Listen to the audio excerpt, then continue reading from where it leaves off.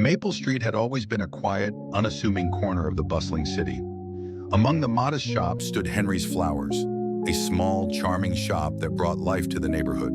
Vibrant blooms lined the windows, and the sign above the entrance bore the shop's name in elegant, handwritten letters. In front of the store sat a rickety wooden bench where Henry, the elderly owner, would hum softly while arranging flowers. His weathered face carried a gentle smile, framed by white hair, and his old wool coat shielded him from the autumn chill. Maple leaves danced in the breeze, adding to the cozy, welcoming atmosphere. One chilly morning, as Henry carefully arranged a bouquet of sunflowers, his attention was drawn to the curb across the street. A young woman sat hunched over, her shoulders burdened by invisible weight. She had shoulder-length brown hair, tired green eyes, and worn-out clothes. In her hands was a crumpled piece of paper that she stared at with hopelessness. Moved by her sadness, Henry prepared a small bouquet of daisies and walked over. "Everything all right, miss?"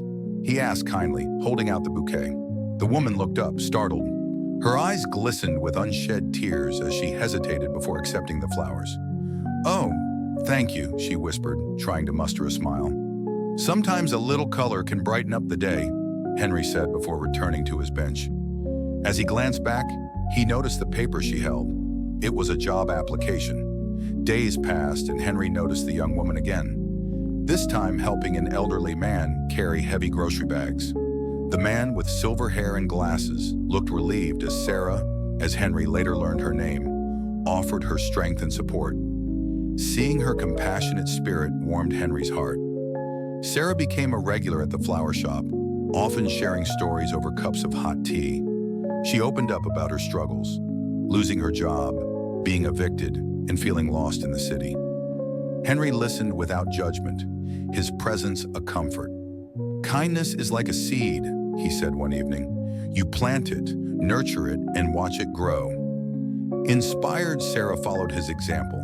She began offering small acts of kindness to those around her, helping neighbors, volunteering at shelters, and encouraging others to do the same. The once gloomy neighborhood blossomed with positive energy and warmth. One night, disaster struck. Vandals stormed into Henry's Flowers, smashing flower pots and spray painting hateful messages on the walls. By the time they left, the shop looked devastated. Henry sat amid the shattered petals, his hands trembling as he surveyed the destruction. The next morning, Sarah found Henry sweeping broken glass with tear-filled eyes. Word spread, and one by one, neighbors gathered outside the shop. Sarah hugged Henry, whispering, "We'll fix this. I promise." Rallying the community, Sarah led an effort to restore the shop to its former glory. Neighbors scrubbed graffiti, repainted walls, and replanted flowers. They even created a mural on the shop's exterior, depicting blooming flowers and intertwined hands, with bold letters reading, "Kindness never wilts."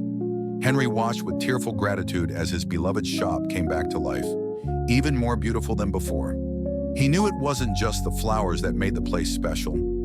It was the spirit of compassion and community that had grown because of one simple act of kindness. Years passed and Henry grew older and frailer.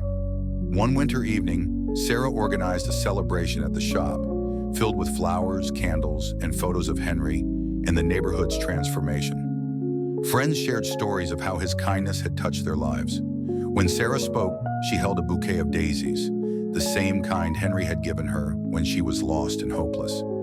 "Henry didn't just give me flowers that day," she said. "He gave me hope and reminded me that a little kindness can change the world." After Henry passed away, the flower shop continued to thrive under Sarah's care. She honored his memory by keeping the shop open as a place of warmth and community. The mural remained untouched, a reminder that kindness never wilts. People still came to Henry's Flowers not just to buy bouquets, but to feel the legacy of compassion Henry had left behind. Sarah continued to spread kindness as he had taught her, knowing that his spirit lived on in every smile, every act of generosity, and every blossoming flower on Maple Street.